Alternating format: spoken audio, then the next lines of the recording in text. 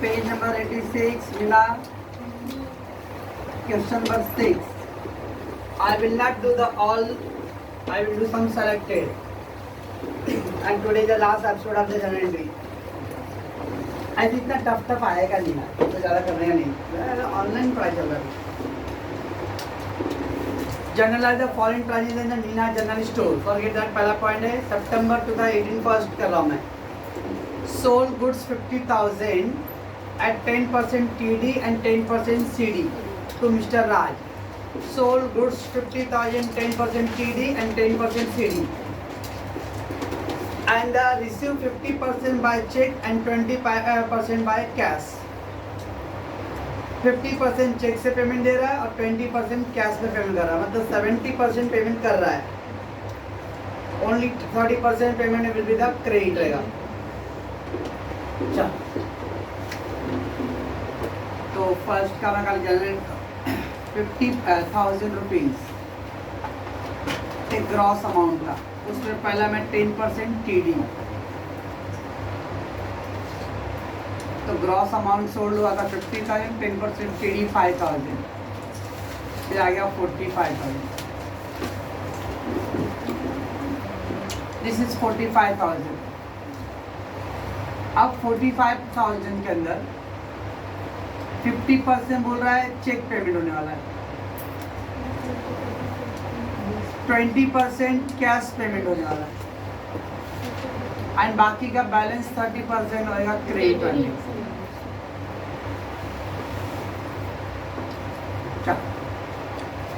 तो 45,000 का 50% करना पड़ेगा, तो 45,000 का 50% करो अपना 22,500 आएगा.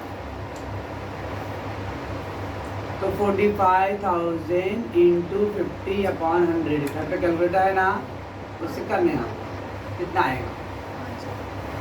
45,000 का 20% 9,000 आएगा. 45,000 इंटू 20/100 नहीं, मैं ताकि दिखाना पड़ेगा, नहीं आया तो 45 का 30% आ जाएगा कुछ 13,500. 45,000 इंटू 30/100, तो इस तरह से हो गया. 50,000 that 10% TD फॉरगेट. ये हो गया आपका नेट सोल्ड. 50% पेमेंट चेक से कर रहा हूँ, 20% पेमेंट कैश में कर रहा हूँ, बाकी का 30% उधारी खाते में. ना उस पर 10% CD बोला है, चाहे चेक से पेमेंट होने दो और कैश में होने दो, CD मिलेगा. तो 10% CD 22,500 का 10% 2,250. 9,000 कैश पेमेंट, इस पर भी डिस्काउंट मिलेगा, कैश डिस्काउंट 9,000 10% 900. अब इसको लेस कर दूंगा मैं, तो 250 20,250. इसको लेस कर दिया 8,100. कौन अब सब कर दिया रे, अब तो सब होगा नहीं मेरे से. अब जब मैं चेक से पेमेंट करता हूँ, चेक के ऊपर कितना अमाउंट लिखूंगा 20,250. मेरे बैंक से इतना पेमेंट गया पेमेंट. कैश पेमेंट हो गया. और एक क्रेडिट, किससे खरीदा था क्रेडिट? राज से. तो सोल्ड का समय राज. टोटल डिस्काउंट कितना? कैश डिस्काउंट, चेक वाले पे डिस्काउंट है और एक कैश वाले पे डिस्काउंट है. Total discount, total cash discount, total cash discount. These two items you have to add. So 2,250 plus 900, 315. बस चल कथा सुनते हैं. अभी सोल्ड किया हूँ, सोल्ड तो सोल्ड किया तो पैसे आएगा मेरे को. पैसे आएगा तो पहला चेक में पेमेंट किया कस्टमर ने, तो कस्टमर ने चेक दिया तो तब बैंक में गया पैसे, तो बैंक अकाउंट डेबिट. कस्टमर ने चेक कितने का बनाया रहेगा? 20,250 का, तो 20,250. फिर कस्टमर बोला था 20% भाई आपको मैं अभी कैश दे देता हूँ, तो कैश कितना दिया रहेगा? 8,100. तो cash is coming in 8,100. Sold कर रहे हैं हम लोग, सोल्ड के टाइम में डिस्काउंट अलाउड है और वो डेबिट साइड है। आ रहा होगा तो ठीक है, नहीं तभी क्या ज़्यादा कर रहे हैं, दिमाग प्रेशर डालेगा नहीं, इतना टफ तो आएगा नहीं पेपर बैक वाली वाले। तो डिस्काउंट अलाउड,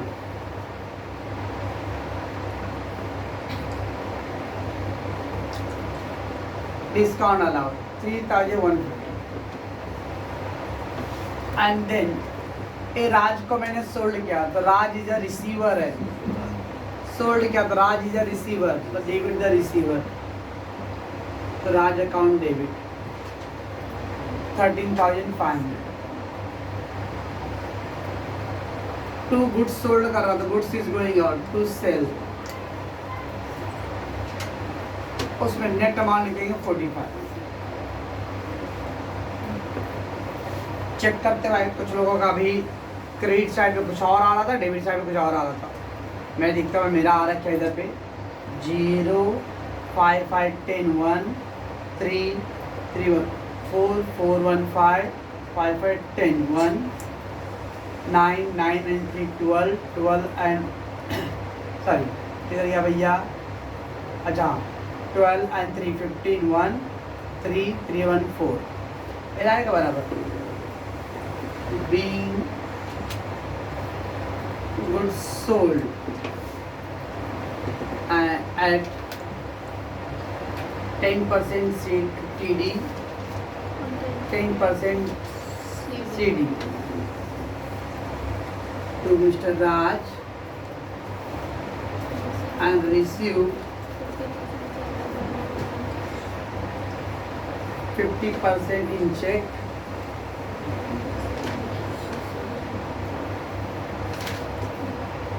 % in cash। ऐसा कुछ होएगा, इतना कॉम्प्लिकेटेड। तो गुड सोल्ड क्या 50,000, उस पर पहला TD कट कर दिया, ये हो गया इग्नोर वाला पॉइंट। ना नेट सेल है तो सेल के कॉलम में मैं नेट सेल का अमाउंट लिखूंगा, नेट सेल का amount. Goods is going out credit. अब कस्टमर ने बोला था कि भाई आपका जो भी पेमेंट है उसका हाफ पेमेंट मैं चेक से कर दूंगा, तो चेक का हाफ हो रहा था 22,500, लेकिन 22,500 पूरा नहीं देने वाला, उस पर 10% मैं CD दे रहा हूँ उसको, तो 10% CD इतना माइनस करके बाकी का अमाउंट उसने चेक बनाया रहेगा। 20% बोला था कैश पेमेंट हो रहा है, तो 9,000 का 10% कैश डिस्काउंट 900, इतना पेमेंट वो कैश में करेगा और बाकी का क्रेडिट। चेक पे डिस्काउंट और एक कैश पे डिस्काउंट, तो टोटल डिस्काउंट दो बार अलग अलग डिस्काउंट नहीं लिखना सर, डिस्काउंट दो बार लिखिए, चेक डिस्काउंट कैश डिस्काउंट, वो दोनों डिस्काउंट एक साथ लिखना है। वो पर्चे वाले सब में ऐसा दो बार नहीं था कि चेक से पेमेंट किया और कैश से, खाली यहाँ तो चेक से पेमेंट था या फिर कैश से पेमेंट था। अब यहाँ पे चेक पेमेंट भी है और कैश पेमेंट भी है, हो सकता आगे रहेगा ऑनलाइन पेमेंट भी रहेगा। तो बैंक अकाउंट डेबिट चेक वाला amount, cash account debit because sold कर रहे तो पैसे आ रहे हैं सब डेबिट। सोल्ड के टाइम में डिस्काउंट अपना एक्सपेंस है तो discount allowed debit 3150। And the Raj को सोल्ड किया तो Raj is a receiver, debit the receiver. And मेरे पास से क्या आ गया, गुड्स इज गोइंग आउट, तो गुड्स गुड तो सेल्स। ये हो गया सोल्ड का कहानी। और उसकी चीज़ तो point number third, same question, question 6 का point number third, question 6 point number third. What is given the goods bought was the purchase. Bought goods worth 60,000 from Prasant at 7.5% trade discount and half amount paid by check. मतलब क्या है, sorry, तो एक ही discount है, trade discount है, और आधा payment cash में कर रहा था, बाकी आधा बोले वाला चेक, हाफ कैश पेमेंट हो रहा था, बाकी का हाफ क्रेडिट रहेगा बस। तो 60,000 अमाउंट था पहला, ये 60,000 के ऊपर पहले मेरे को ट्रेड डिस्काउंट माइनस करना है। 60,000 का 7.5%, मेरे को तो और मालूम है 4,500 आएगा, ऐसे कर लेते हो। 2 जीरो कैंसिल हो गया, 1 डेसिमल 1 जीरो कैंसिल हो गया, 60 × 75 0 6 7 5 30 3 42 and 3 45.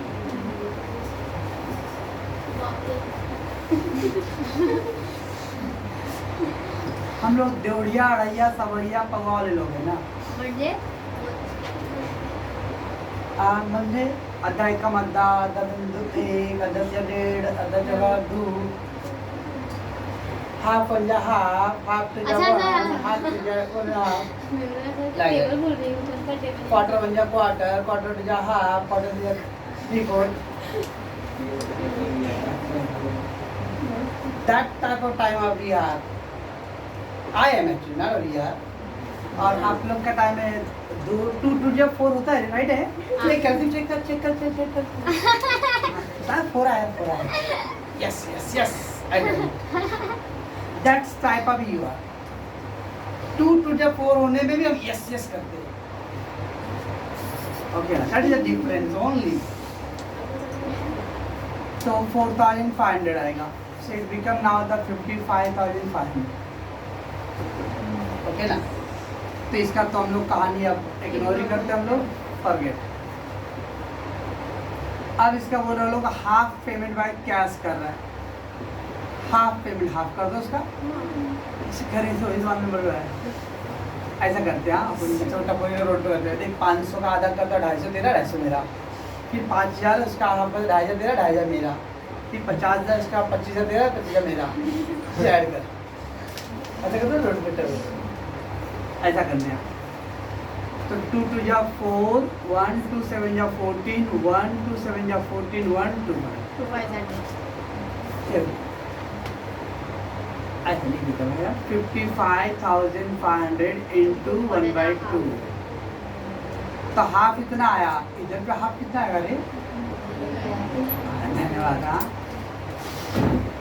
ये चक्कर आएगा. कुमकुम देखते दोस्त को चक्कर आ रहा है. तो कैश एंड क्रेडिट बस. आप कुछ तो करना नहीं इसके अंदर. क्या जिसका उसका तो है नहीं. क्या हुआ है परचेज क्या होना है. Purchase goods is coming in. तो परचेज अकाउंट डेबिट. कितना लिखेंगे नेट अमाउंट. ये net amount we will write there. Net amount 555 tick गया. पहले इस्तेमाल करते थे इस्तेमाल करिए.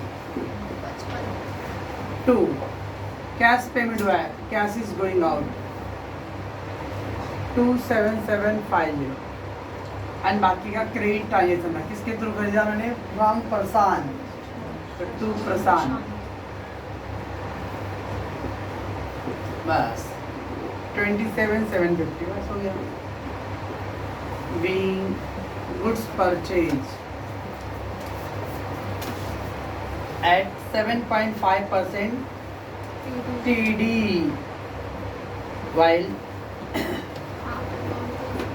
half amount paid in cash.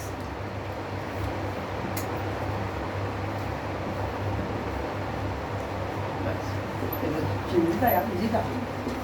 Pause करो. 27 पॉइंट क्या है. Sold goods to worth rupees 28,000 Tushar. Goods sold किया किसको. तुषार को. Who paid us 18,000 immediately? Who paid us? Who? कौन. तुषार. तुषार को हम लोगों ने 28,000 का सामान बेचा और उसने हम लोग को कितना पे किया. 18,000. कितना बाकी रह गया. 10,000. उसका डिस्काउंट दिया. क्रेडिट रहेगा. 28 का 18 पे किया था. 10,000 डिस्काउंट. तो ज़्यादा डिस्काउंट भाई. जब तक उधर फुल सेटलमेंट अगर बोलता था 28 था 18 पे किया एंड सेटलमेंट मेड. सेटलमेंट हो गया. सेटलमेंट मतलब फिट टू. तो आगे देना लेना नहीं है तो डिस्काउंट बोल सकते हैं. लेकिन जब तक सेटलमेंट वर्ड नहीं बोलता है. सेटलमेंट अकाउंट क्लियर तब तक पेमेंट फिट टू नहीं बोल सकते हम लोग. सो 27 का 28,000 का सोल्ड हो रहा है. कुछ डिस्काउंट है नहीं है. जिसका मतलब 18 का इमीडिएट पेमेंट है ना. इमीडिएट मतलब on the spot. So quickly paid the cash and the remaining 10,000 क्या रहेगा. क्रेडिट. फिर 10,000 कहाँ से आया. चलो गुड्स सोल्ड क्या. The goods is going out. तो सेल अकाउंट क्रेडिट, टोटल 28 का सोल्ड किया, गुड्स गोज आउट, सोल्ड किया, कितने पैसे मिला मेरे को 18,000, कैश इज कमिंग इन, तो कैश अकाउंट डेबिट 18,000।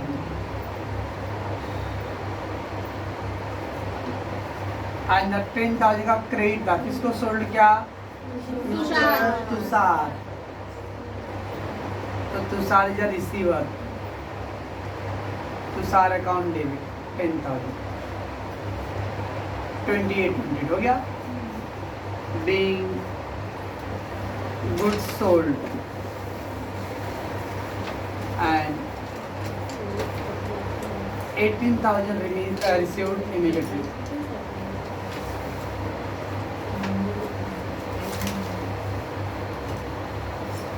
बस हो गया, मस्त है यार।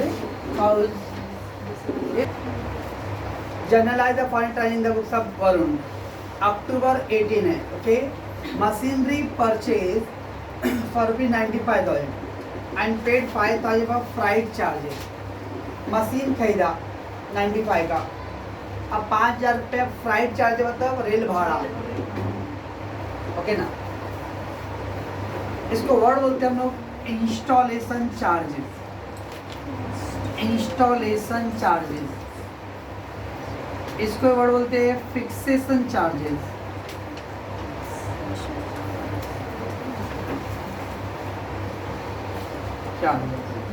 इसको बोलते हैं हम लोग इरेक्शन चार्जेस।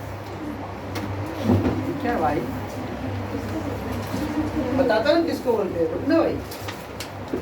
से एग्जाम्पल, अब वो 95,000 का मशीन था, तो 95 का मशीन मतलब मशीन हैवी रहेगा, ओके ना। अब मशीन आपने कंपनी मीन्स मार्केट में जाके खरीद लिया, तो मशीन को लाऊंगा घर में और ऑफिस में जहाँ पे भी सेट करना है वहाँ पे सेट करने के बाद उसका यूज़ होगा, ओके ना।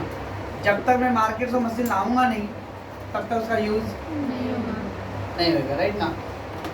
तो इसका तो मशीन को लाने का चार्जेस, तो अगर 95 का तो मशीन था और उस मार्केट से ऑफिस तक और फैक्ट्री के अंदर लाने का जो चार्जेस 5,000 रुपये लग गया, तो कोई मेरे से पूछेगा मशीन कितने का पड़ा, तो मैं 95 बोलूँ, पूरा 1 लाख बोलूँ। तो ये 5,000 रुपये अगर नहीं डालता मैं तो मशीन वहाँ पे ही पड़ा रहता था, है ना, तो मुझे लाना पड़ेगा। टीवी फ्रिज वाले लोग आप खरीदते हो, घर पे आके डिलीवरी करके जाते हैं ना, वो बॉक्स फ्री में करते हो लोग क्या? नहीं, उसका भी चार्ज उसमें ऐड होता है, 200-500 जो भी रहेगा वो चार्ज ऐड होएगा। से मेरे को टीवी खरीदने का है, यहाँ पे पूछा भाई 25 इंच का LCD टीवी, तो बोल रहे 20,000। एग्जाम्पल, किसी ने बोला यार सर आप इधर का आना, गोरेगांव में जो है LG का शोरूम है, वहाँ आपको 15-16 हज़ार में पड़ जाएगा। मतलब अच्छा यार, अब वहाँ पे गया तो 16,000 का सचमुच का पड़ रहा था मेरे को गोरेगांव में। 25,000 LCD है, सर पे उठा के लेके आऊँगा, चल मुसाफिर चल, क्या करूँगा सर? वो डिलीवरी बॉय को या तो बोलो वहाँ मेरे को पहुँचा दो, तो बोले यार सर 500 रुपये चार्ज, या तो फिर मैं अपना टैक्सी बुक करूँगा और लग जाऊँगा, तो 500 रुपये और लग गया। इसका तो टीवी मेरे को 16,500 में पड़ गया। इस तरह से कोई भी असेट जब खरीदते हैं तो उसका जो ट्रांसपोर्ट चार्जेज है वो चार्जेज उसके अंदर ऐड कर देगा। इस एग्जाम्पल को व्हेनेवर आई बोलता हूँ तो मेरे को एक अच्छी तरह आवे 2015 में जब AC खरीदा था, ओके ना, 28 अप्रैल नहीं 28 मई को, आई हैव एकदम थॉरो रिमेम्बर। और जब तक AC नहीं आया था ना तब तक बच्चे पढ़ रहे थे, ऐसे गर्मी लगा था पढ़ रहे थे, बट AC आने के बाद सर कब लगाओगे कब लगाओगे, पढ़ाने से ज़्यादा तो उसके उत्साह था, सर कब लगा रहे सर कब लगा रहे।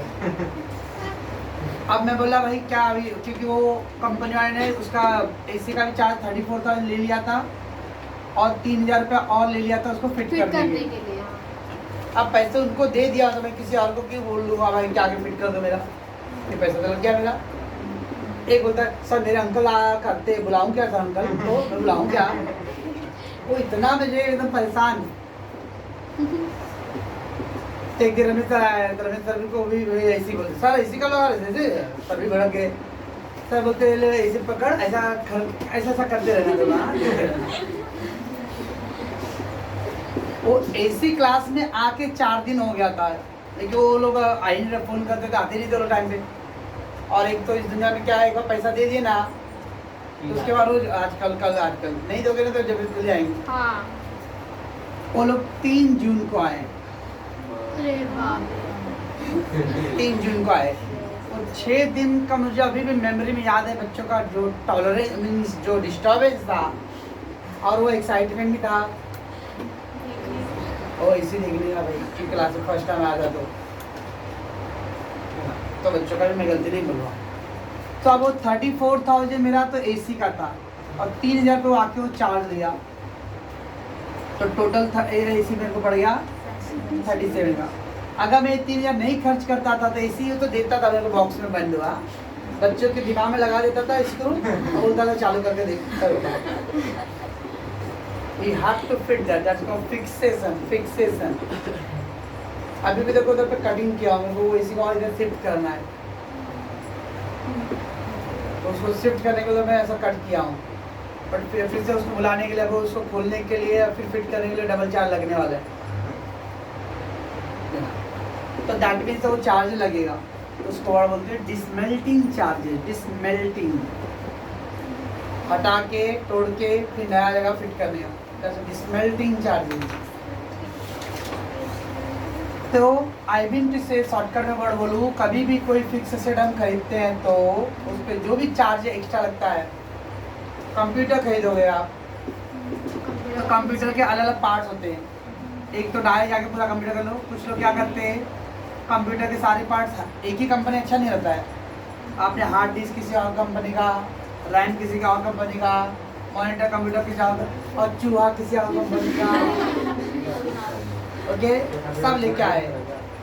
उसके बाद बस में खुद ही फिट करने बैठने का और फिर वायर इधर उधर हो गया, शौक सर्किट का। सीखने का ज़्यादा शौक है तो 2000 में OLX पे मिल जाएगा ना सेकेंड हैंड बाइक, तो उसको सीख भाई, नया खरीदने क्या है सीखने के लिए, ओके ना। तो दैट्स वाई द फिक्सर, उसको वर्ड बोलते हैं, क्या बोलते हैं भाई, असेंबलिंग चार्ज, असेंबल।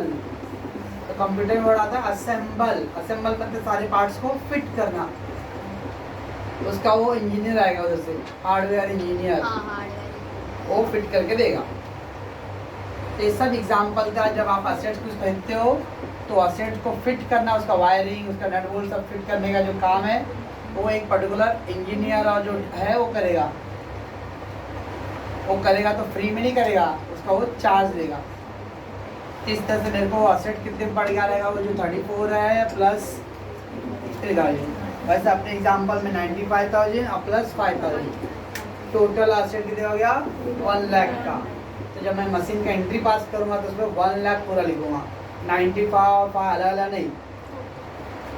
तो वेरिएबल फिक्स एसेट खरीदते तो सारा उसका टोटल अमाउंट जो भी एक्सपेंसेस दिया रहा कैसा भी देने दो, वो दोनों ऐड कर लेने का। अब क्या इधर पे मशीन परचेज किया है, कुछ किसी का पार्टी का नाम दिया है क्या, क्रेडिट टाइम से वर्ड बोला है क्या, तो क्या है तो मशीन खरीद, मशीन आ रहा है और क्या जा रहा है, ओके। तो एंट्री क्या हो जाएगा, machinery account debit, machine purchase तो machine is coming, machinery account debit to cash account. कितना 1 लाख, 1 लाख कहाँ से 1 lakh 95 plus being machinery purchase and paid freight charges.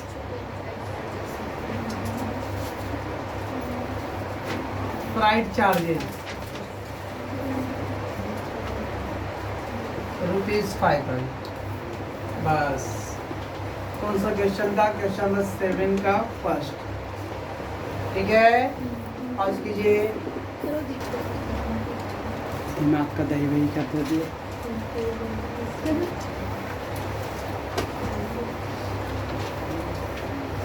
Sir video start क्यों आप? सेशन 7 का point number 15, bought goods from Tushar company at rupees 1,21,000. Bought goods from Tushar. The goods purchased from Tushar 1,20,000 at 12% GST, while half amount paid by the RTGS. और half payment क्या आ रहा है? RTGS. तो half RTGS है तो बाकी का half credit. अच्छा, पहला 1,20,000 है, बराबर है, कितना पेमेंट हो गया? चलो, ये तो गुड्स का है ना, तो उस पर जीएसटी भी है कितना परसेंट? 12। तो उस पर सी जीएसटी निकालना पड़ेगा। 120 का 6%, 7,200, 12,72। एस जीएसटी 7,000, वो भी 200 आएगा। ऐड कर दो, टोटल 1,34,400। ऐसे सर 224 7,741 193 1,30,000। इसके बाद टोटल कितना पेमेंट करना पड़ेगा? 1,34,400। 1,20,000 गुड्स का, 7,400 200 7,200 टैक्स का अमाउंट। ये डिस्काउंट नहीं है, लेस नहीं करना है, ये ऐड करना है, मतलब टोटल पेमेंट इतना करना है। अब उधर क्या दिया है उसमें? टोटल में हाफ पेमेंट हो रहा है बाय आरटीजीएस, तो हाफ पेमेंट हो रहा है पेड बाय आरटीजीएस। इसका हाफ कर दो, 2 6 12 1 2 7 67,200 पेमेंट हो रहा है, बाकी 67,200 क्या रहेगा? क्रेडिट। बराबर है। कौन पाया? पार्टी कौन है? तुषार। हाँ, फेमस है तुषार। हाँ, राइट। तो अभी गुड्स हम लोग क्या कर रहे हैं? परचेज कर रहे हैं, उसके ऊपर सीजीएसटी और जीएसटी वो सब ऐड कर लिए, और फिर उसका हाफ अमाउंट अपने चेक से पेमेंट करना, मतलब ऑनलाइन, एंड बाकी का हाफ क्रेडिट। बात अब इसका एंट्री करना है। परचेज कर रहा हूँ, what is coming in? Goods. तो परचेज अकाउंट डेबिट, बराबर है। परचेज में कितना अमाउंट लिखूंगा? 1,20,000। गुड्स परचेज के टाइम में जीएसटी क्या करते हैं? ऐड करते। तो मैंने क्या गाड़ी किया?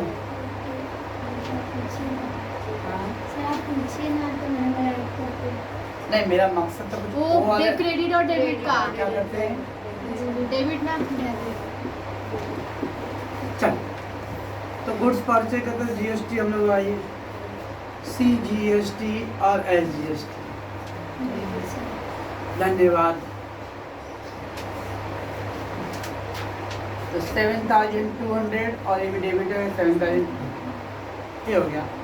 अब पेमेंट कर रहा हूँ ऑनलाइन, तो बैंक से पेमेंट कर, पैसे गया बैंक के अंदर से, तो बैंक अकाउंट क्रेडिट 67,200। बाकी उधारी खाता है, उधारी खाता कौन गिवर है? तुषार। पार्टी का नाम है तुषार, तुषार कंपनी लिमिटेड। बड़ा बड़ा है। तो परचे अकाउंट डेबिट 1,20,000, 6% एस जीएसटी सब हो गया। परचे टाइम में डेबिट साइड पेमेंट किया तो बैंक, और बाकी का बैलेंस। तो being goods purchase at the rate of 12% GST, while half payment made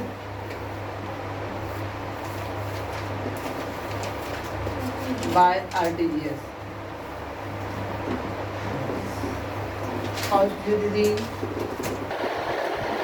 again कैसे 7 continue है, the point number 28, purchase goods from Abhijit and Son पर भी 1,50,000 at 18% GST। ये तो simple. Purchase goods from Abhijit and son, तो अभिजीत और सन से उसने 1,50,000 का गुड्स खरीदा और 18% GST है, बराबर है। And then they are paid to Abhijit and son and receive 10% cash discount by cheque. और क्या होगा? Paid to Abhijit and son, Abhijit हसन को पैसे दिया और उस पर 10% क्या मिल रहा है, उसको डिस्काउंट मिल रहा है। ओके, और पेमेंट कैसे कर रहा है, चेक से कर रहा है। ये दोनों ट्रांजेक्शन मतलब 28 को अभिजीत ने परचेज किया और उसका पेमेंट कभी कर रहा है, 30 को कर रहा है। 28 को परचेज कर रहा है, पेमेंट उसका 30 को हो रहा है। अगर 28 को पेमेंट नहीं है इधर पे, उसका पेमेंट 30 को कर रहा है और 30 को जब पे कर रहा है तो उसको क्या मिल रहा है, 10% का डिस्काउंट मिल रहा है। ये दोनों एक दूसरे को कनेक्टेड है। तो पहले हम लोग 28 का मिल रहा है, गुड्स परचेज का सिंपल परचेज कर रहा था, गुड्स क्या आएगा, goods incoming into purchase account debit, purchase account debit. Purchase के टाइम में जीएसटी डेबिट करना है, तो क्या करना है, CGST एंड SGST। किससे खरीदा मैंने, अभिजीत एंड सर।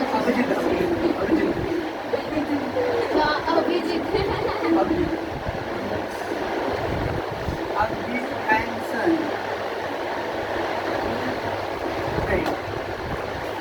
कितने का अमाउंट, 1,50,000। पहला परचेज के कॉलम में 1,50,000 मिल गया। अभी 1,50,000 पे कितना परसेंट, 9%। 59 या 135, 59 या 135, 26, 27,000, तो 1,77,000।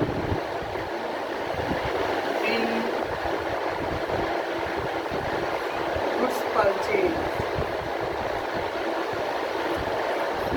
at 18% GST। तो 28 को मैंने उधारी खाते में गुड्स खरीदा और उसका 18% का GST।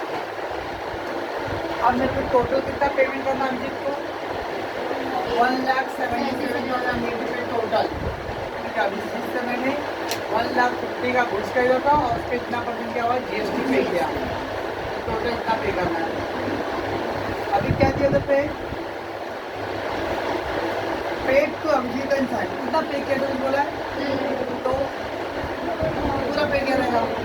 ऐसे नहीं बोला हाफ पेमेंट किया, 50%, 60% पे किया, it is the full paid to Abhijit and son and receive 10% discount. Okay, Abhijit को टोटल कितना पे करने का था अपने को, 1,77,000 पे करने का टोटल। टोटल पे करना 1,77,000, उस पर 10% CD है। ओके, 17,700 डिस्काउंट हो गया। आंसर 300, इधर का 660 minus 7, 9, 6, 5, 1,59,300 नेट अमाउंट। इसका नेट पेड किया जाएगा बाय चेक। तो टोटल का 1,77,000, इनका 10% CD मिल रहा है। इसको इग्नोर करूँ, इसका ना पेड डिस्काउंट, क्या डिस्काउंट है, पे कर रहे हैं हम लोग, पे कर अपने पास से पैसे जा रहा है, डेट है 30, तो पैसे जा रहा है तो बैंक अकाउंट फ्लेक्सिबल मिल रहा है, बैंक अकाउंट क्रेडिट। चेक तो मैंने कितना अमाउंट डाला रहेगा, 1,77,000,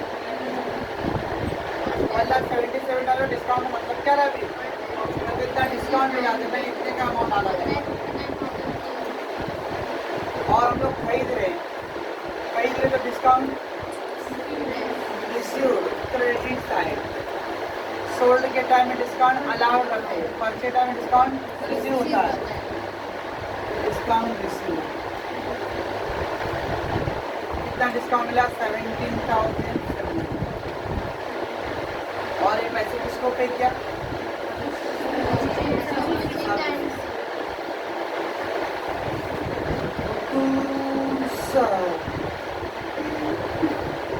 कोई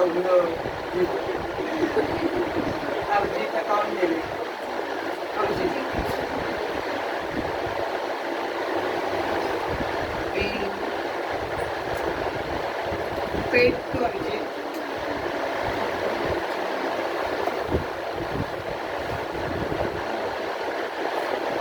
By check at 10% CD. तो पहले मेरा पे 28 को क्रेडिट ट्रांजेक्शन हुआ, फिर 30 को पेमेंट होता है. पेमेंट में 10% डिस्काउंट है. परचेज के टाइम में डिस्काउंट अलाउड होती डेबिट है, सॉरी सोल्ड कराने हैं. अब पे है परचेज के टाइम में क्या होता है डिस्काउंट? TC. और ये Question 8, point number 1. Sold 1,000 share for ₹100 each. 1,000 share. Share company. Share market से जो उसने 1000 शेयर बेचा है. 1000 से होता 1000 सर्टिफिकेट. 1000 सर्टिफिकेट. और एक सर्टिफिकेट कितने रुपए का है? 100 रुपए का है. 100 each. Paid brokerage 1%. ब्रोकरेज का ब्रोकर एजेंट को कमीशन दिया है 1%. ओके, सोल्ड किया, उसके ऊपर 1% कमीशन है. Amount credited to our account, और पैसा हमारे अकाउंट में उसने क्रेडिट कर दिया है. इसका मतलब सोल्ड किया एजेंट ने, और एजेंट सोल्ड करके क्या किया, पैसे जो है मेरे अकाउंट में ट्रांसफर कर दिया. अभी 1000 शेयर था बराबर, 1000 शेयर सोल्ड किया. कितने रुपए का एक है? 100 रुपए का. 1000 शेयर सोल्ड. अब 100 ईच है. एक शेयर 100 रुपए का, तो 1000 शेयर का मल्टीप्लाई करो तो 1 लाख रुपये जाएगा. टोटल शेयर हो गया 1 लाख. लेकिन मैं डायरेक्ट नहीं बेचा हूँ, किसी एजेंट के थ्रू बेचा हूँ, इसलिए मुझे 1% का ब्रोकरेज पे करना है. ब्रोकरेज एजेंट को मैंने क्या किया, 1% कमीशन दिया हूँ. ये 1 लाख का 1%, 1000 रुपये. तो 1 लाख का शेयर था, 1 लाख का हुआ, और उसका 1000 रुपये एजेंट क्या करेगा, पेमेंट करेगा. मान लो मेरे को अपना घर बेचने का है. अब मैं रोड पे जाके घर लेने घर में बैंक ऐसे कुछ तो नहीं होगा. किसी एजेंट को पकड़ूँगा, एजेंट क्या करता है, जो खरीदने वाला उससे कमीशन लेता है, और जो बेचने वाला है उससे ही कमीशन लेता है. उससे लेगा, मस्त फायदा उठाता है. तो मान लेते हो उसने 20 लाख का मेरा घर बेच के लिया. मैं बोला था 20 लाख में, वो मेरे हाथ में 20 लाख नहीं देगा. वो पहले बोला रहेगा भाई बेचूंगा 20 लाख का, लेकिन मेरे को 5% कमीशन चाहिए. 5% हो तो 5%, 20 लाख का 5% निकालना पड़ेगा, तो 1 लाख आएगा. इसका तो 20 लाख में से 1 लाख अपना कट करके बाकी मेरे हाथ में 19 लाख ही देगा. 1 लाख का कमीशन, वो 5% मिलेगा. वैसे एजेंट को 1000 शेयर दिया था मैंने बेचने के लिए, उसने एक 100 रुपये का ही भेजा, तो 1 लाख रुपये हो गया. और 1 लाख रुपये में अपना 1000 रुपये पहले कमीशन कट करेगा. मेरे हाथ में कितना देगा? ओनली 99,000 देगा. मेरे अकाउंट में कितना ट्रांसफर हो रहेगा? 99. तो 1000 शेयर सोल्ड है, अब 100 ईच. 1000 शेयर 100 रुपये का एक, ईच होता 1. and paid 1% brokerage. Brokerage का broker, broker का agent. Dalal, the broker, dealer. तो 1%. Amount credit to our account, मतलब 5 के बेच के क्या करे, मेरे अकाउंट में पैसे ट्रांसफर कर दिया. कितना ट्रांसफर किया रहेगा? 99,000. क्योंकि ना तो वो ईमानदार है, ना तो मैं भी ईमानदार नहीं हुआ. ऐसा नहीं कि सर वो 1 लाख पूरा देता तो मैं देता था नहीं चाहिए 1,000 रुपये. मैं इसलिए ईमानदार नहीं है कि वो मेरे को 1 लाख दे दिया तो मैं उसको 1000 रुपये दूंगा, रोज आज तक दूंगा. मैं अभी बैंक में गया नहीं हूँ, कल दूंगा, परसों दूंगा. तो जैसे मुझे उस पर भरोसा नहीं, उसको मेरे को भरोसा नहीं रहेगा. वो ले जाने वाला नहीं गया तो काट कर देता, आके आपका पैसे लो. और मुझे इसमें भी कोई ऑब्जेक्शन नहीं रहना चाहिए. क्यों रहेगा भाई? मैं पहले डील हुआ के 1% कमीशन देने आगे देना बढ़िया भाई.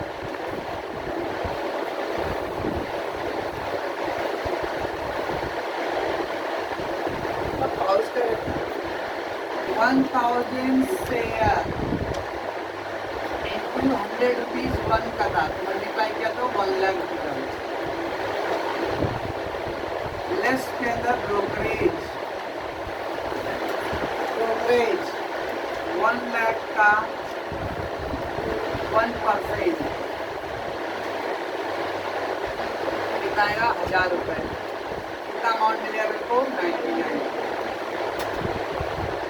बराबर है डेटा। अब मैं शेयर सोल्ड कर रहा हूँ तो मेरे पास क्या जा रहा है शेयर जा रहा है। Don't write the sale, sale word use करते ओनली गुड्स के लिए, sale not a goods, so I will write the share. और you can also write the investment, लिख सकते हो इन्वेस्टमेंट, मैं शेयर लिख सकता हूँ इन्वेस्टमेंट। शेयर अकाउंट और पैसे क्या है मेरे अकाउंट में ट्रेड हुआ है तो पैसे क्या है बैंक के अंदर, बैंक अकाउंट डेबिट तो शेयर और इन्वेस्टमेंट अकाउंट, शेयर लिखो और इन्वेस्टमेंट लिखो। कितना अमाउंट मेरे अकाउंट में गया 99 being 1000 share of rupees 100 each sold at 1% brokerage.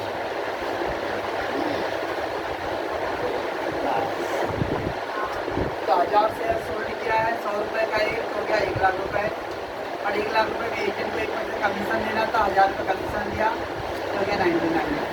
मेरे अकाउंट में पैसे कितना आया 99, मेरे पास से क्या जा रहा है शेयर जा रहा है।